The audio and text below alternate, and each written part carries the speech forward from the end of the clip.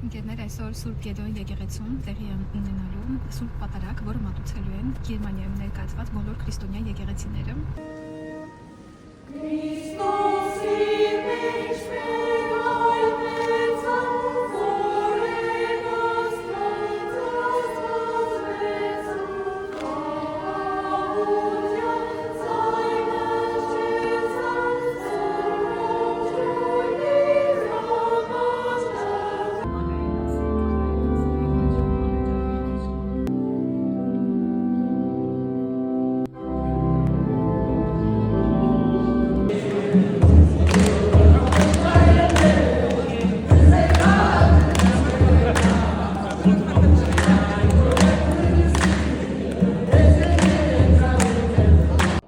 Շնորհիր նրանց հեզություն